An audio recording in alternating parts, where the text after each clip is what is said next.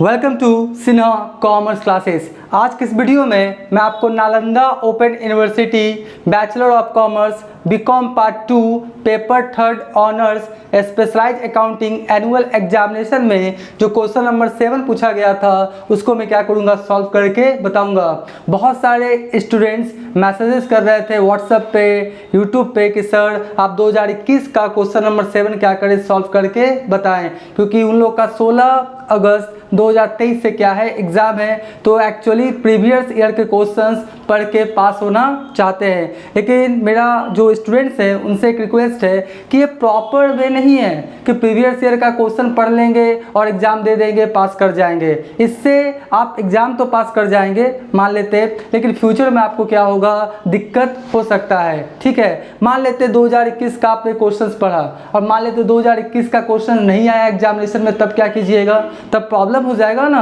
है ना। तो मेरा कहने का मतलब है कि आप पूरा पैशनेशन डेडिकेशन के साथ क्या करें, पढ़ें। बीकॉम पार्ट 3 में 4 ऑनर्स पेपर मिलेगा आपको, management accounting, cost accounting, income tax accounting, business math और स्टैटिस्टिक्स। 4 ऑनर्स पेपर है। अभी तो 2 ऑनर्स पेपर में आप लोग का इतना सारा प्रॉब्लम्स होता है, 4 ऑनर्स पेपर मिलेगा बीकॉम पार्ट 3 में और सब प्रैक्टिकल्स है, उसमें क्या होगा सोच लीजिए। इसलिए चलिए एग्जाम दे दीजिएगा अच्छे ढंग से। आशा करते हैं कि यही सब क्वेश्चंस आपके एग्जामिनेशन में आए, लेकिन पार्ट 3 में पूरा डेडिकेशन और आपका पैशनेशन के साथ पढ़िएगा, तभी क्लियर हो पाएगा। ठीक है, एकदम ये सिंपल क्वेश्चन था, class 11 final account with adjustment के जैसा ही क्वेश्चन है। ठीक है, वहाँ पे आपका class 11 final account with adjustment जो था वही आपका है। देखिए आपका क्वेश्चन दे दिया गया है, क्वेश्चन मैंने बोर्ड पे लिखा नहीं है, एक्चुअली क्वेश्चन ऑलरेडी बोर्ड पे लिखा जा चुका है ट्रेडिंग पीएल बैलेंस शीट के माध्यम से। तो होगा क्या कि आपका कंपनी है, कंपनी का नाम क्या है, एक्स लिमिटेड, और 31 दिसंबर 2018 का पूरा डेटा दिए हुए, ट्रायल बैलेंस दिए हुए, डेबिट साइड और क्रेडिट साइड, और कुछ क्या दिए हुए आपका एडिशनल इंफॉर्मेशन यानी एडजस्टमेंट। ठीक है, तो उसी के साथ हम क्या बनाएंगे, trading account, profit and loss account और बैलेंस शीट। और एक बात सुन लीजिए, आपके क्वेश्चन में जो एनयू का बुक है वो पुराना वाला बुक है, उसमें क्या करता है कि जो ओल्ड फॉर्मेट है बैलेंस शीट का उसी के अनुसार बनाइए, हॉरिजेंटल वे में, हॉरिजेंटल वे में। लेकिन हॉरिजेंटल वे में अब आपका जो कंपनी है उसका ट्रेडिंग अकाउंट, पीएल अकाउंट या बैलेंस शीट नहीं बनता है, सब वर्टिकल फॉर्म में बनता है। लेकिन उसमें क्लियर मेंशन है कि ट्रेडिंग पीएल बैलेंस शीट बनाइए, तो आपके क्वेश्चंस के अकॉर्डिंग क्या कर रहा हूं मैं, बना रहा हूं। ठीक है, अगर आपके एग्जामिनेशंस में आ जाए कि न्यू फॉर्मेट के अनुसार बनाइए, कंपनी का जो फॉर्मेट है उसके अनुसार बनाइए न्यू वाला, तो आप हॉरिजेंटल में नहीं बनाएंगे, कैसे बनाएंगे, वर्टिकल में। उसका फॉर्मेट देख लीजिएगा, एकदम क्या सिंपल है। ठीक है, तो मैं आपको बना के दिखाता हूँ। देखिए सबसे पहले question number 7, trading and profit and loss account of x limited. ठीक है, उसके बाद फॉर द ईयर एंडेड 31 दिसंबर 2018, पूरा बढ़िया से लिखिएगा, तब आपको मार्क्स क्या होगा, ज़्यादा मिलेगा। ऊपर वाला ट्रेडिंग अकाउंट है, नीचे वाला पीएल अकाउंट, और ये तो पता है ना कि ट्रेडिंग और पीएल एक साथ बनता है, ट्रेडिंग अलग पीएल अलग नहीं बनता है, ट्रेडिंग और पीएल एक साथ बनता है। और मैंने क्या किया कि ट्रेडिंग पीएल और बैलेंस शीट का जो फॉर्मेट है उसके अनुसार क्या किया, डेटा को फिट कर दिया, क्वेश्चन मेरा क्या हो गया, बन गया। अब ट्रेडिंग अकाउंट का फॉर्मेट क्या होता है, पीएल अकाउंट का फॉर्मेट क्या होता है, नहीं जानते हैं, प्ले लिस्ट अवेलेबल है फाइनल अकाउंट का, आप देखेंगे सिन्हा कॉमर्स क्लासेस चैनल में आपको मिल जाएगा कि ट्रेडिंग अकाउंट का फॉर्मेट क्या होता है, पीएल अकाउंट का फॉर्मेट क्या होता है, ट्रेडिंग में कौन कौन आइटम जाता है, पीएल में कौन कौन आइटम जाता है, बैलेंस शीट में कौन कौन जाता है। वीडियो अवेलेबल है, नहीं देखा देख लेंगे। तो चलिए स्टार्ट करते हैं। सबसे पहले क्या लिखा मैंने, 2 ओपनिंग स्टॉक, ट्रेडिंग के डेबिट में 2 परचेजेस, उसके बाद डायरेक्ट एक्सपेंसेस, वेजेस, कैरिज। ठीक है, उसके बाद सेल्स आपका लिख दिया, सेल्स रिटर्न नहीं है छोड़ दिया, तो सेल्स वही आ गया, क्लोजिंग स्टॉक। ठीक है, तो मैंने ट्रेडिंग के डेबिट में लिख दिया, क्रेडिट में, क्रेडिट साइड जोड़ा तो कितना आया, 4,77,000, 4,77,000, और यहाँ भी आ गया 4,77,000। और 4,77,000 में जब मैंने ये सब क्या किया, लेस किया, 1,00,000, 1,97,000, 50,000, 18,900, तो फाइनली ग्रॉस प्रॉफिट कितना आया, 1,11,100, कितना आया, 1,11,100। ठीक है, तो ग्रॉस प्रॉफिट, जो ग्रॉस प्रॉफिट आता है ना, ट्रांसफर टू पीएल अकाउंट, देखिए ऊपर वाला ट्रेडिंग अकाउंट है, नीचे वाला क्या है, पीएल अकाउंट। तो जो ग्रॉस प्रॉफिट है ट्रांसफर होकर कहाँ चला जाता है, gross profit transfer to PL account, तो यहाँ पे लिख देंगे। और यहाँ क्या लिखेंगे, by gross profit transferred from trading account, ये पीएल अकाउंट में गया और ये कहाँ से आया आपका ट्रेडिंग अकाउंट में, ये सब लिखिएगा, मार्क्स क्या होगा ज़्यादा मिलेगा। तो 1,11,100, 1,11,100। अब जितने भी इनडायरेक्ट एक्सपेंसेज है, ऑफिस एंड मैनेजमेंट वाला, सेलिंग एंड डिस्ट्रीब्यूशन वाला, फिनांस वाला लॉसेस, वो सब कहाँ लिखेंगे, पीएल के डेबिट में। तो क्या लिखा देखिए, सैलरी लिख दिया, टैक्सेस एंड इंश्योरेंस 14,800 है, और उसमें अनएक्सपायर्ड इंश्योरेंस, अनएक्सपायर्ड मतलब प्रीपेड बोलते हैं, प्रीपेड लेस होता है, प्रीपेड एक्सपेंसेस लेस होता है और आउटस्टैंडिंग एक्सपेंसेस ऐड होता है। ये सब सीखेंगे class 11 final account with adjustment में। तो अनएक्सपायर्ड को ही प्रीपेड बोला जाता है। तो मैंने क्या किया, लेस किया, तो 14,800 में 1,200 लेस किया, तो फाइनली कितना आया, 13,600। उसके बाद interest on debenture, commission, bad debts, general reserve, repairs, depreciation और मैशनरी, मैशनरी कितने का था, 1,60,000 का, इस पर डिप्रिसिएशन कितना बोलता है 10%, तो 16,000। तो कितना आ गया डिप्रिसिएशन और मैशनरी, कितना हो गया 16,000। उसके बाद preliminary expenses right of 50%, preliminary expenses कितना था 8,000, तो प्रिलिमिनरी एक्सपेंसेस 8,000 का 50,000 राइट ऑफ कर दीजिए, मतलब खत्म कर दीजिए,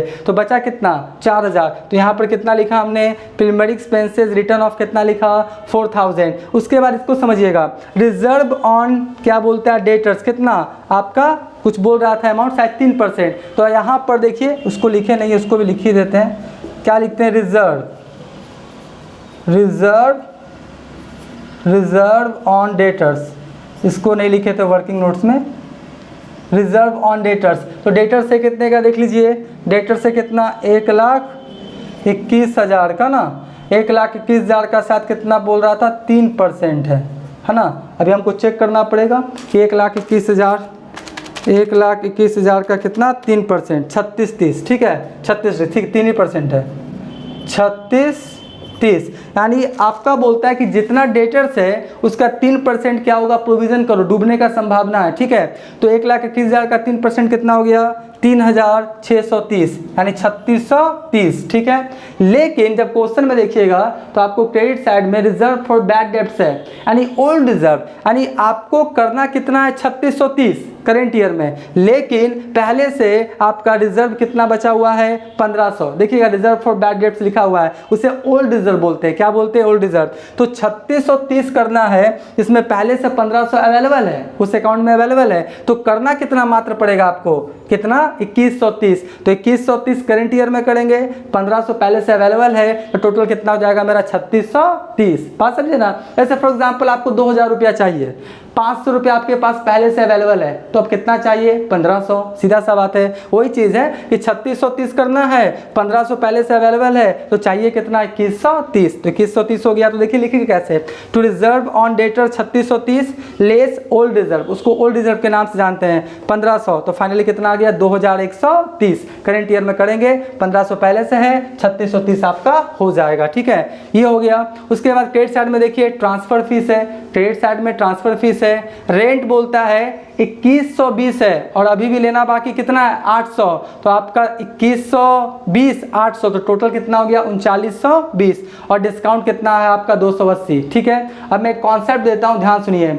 ट्रायल बैलेंस के डेबिट साइड में कोई भी आइटम है वो 3 ही जगह जाएगा, ट्रायल बैलेंस के डेबिट साइड में कोई भी आइटम वो 3 ही जगह जाएगा, या तो ट्रेडिंग के डेबिट में, या तो पीएल के डेबिट में, या बैलेंस शीट के एसेट साइड में, ठीक है। ट्रायल बैलेंस के क्रेडिट साइड में अगर कोई आइटम्स है वो 3 ही जगह जाएगा, या तो ट्रेडिंग के क्रेडिट में, या तो पीएल के क्रेडिट में, या बैलेंस शीट के लायबिलिटी साइड में। ये कॉन्सेप्ट को क्या करेंगे, याद रखेंगे। और एक बात, कोई भी एडजस्टमेंट है ना, उसका ट्रीटमेंट कम से कम कितने जगह होता है 2 जगह।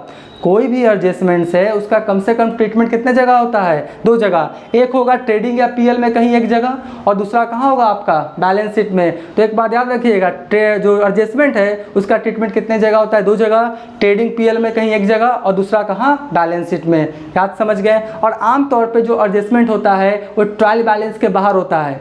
आमतौर पे जो आपका एडजस्टमेंट होगा वो कहाँ होगा, ट्रायल बैलेंस के बाहर। ट्रायल बैलेंस के अंदर भी कभी कभी रहता है, लेकिन आप ये मान के चलिए कि 95% केसेस में जो एडजस्टमेंट है वो ट्रायल बैलेंस के कहाँ होगा, आपका बाहर होगा। ठीक है, तो ये हो गया आपका। उसके बाद इधर लिख दिया मैंने, तो इसका जब जोड़ा तो 1,18,700 और 1,18,700 में ये सबको मैंने क्या किया, आपका लेस कर दिया। ठीक है, लेस करने के बाद कितना आया, 22,770। नेट प्रॉफिट कितना आ गया, 22,770। और क्या लिखा, net profit transfer to balance sheet. ये कहाँ ट्रांसफर होकर चला जाएगा, बैलेंस शीट में। देखिए मैंने लिखा है profit and loss account, profit during the year कितना, 22,770, 22,770। अब देखिए आपका क्या है, प्रेफरेंस शेयर कैपिटल 100 रुपया वाला 1,20,000, equity share 2,80,000, 10% debenture 1 lakh, sundry creditors कितना है आपका 39,000 लिख दिया मैंने। उधर देखिए बिल्डिंग्स है, गुडविल है, मैशनरी कितना था 1,60,000, 16,000 डिप्रिसिएशन, तो फाइनली कितना बचा 1,44,000।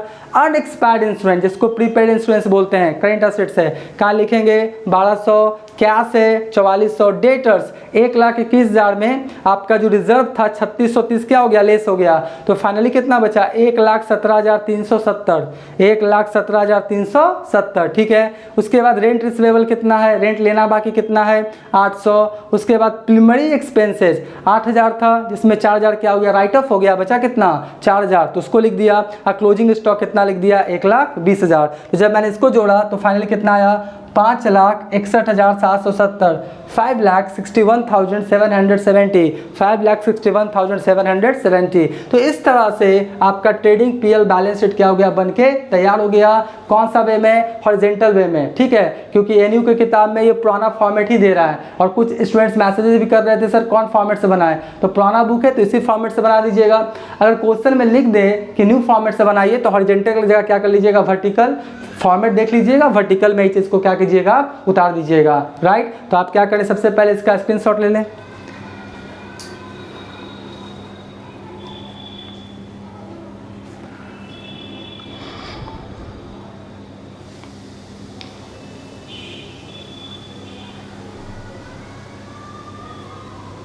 राइट, मान के चलते आपने क्या किया होगा, इसका स्क्रीनशॉट ले लिया होगा।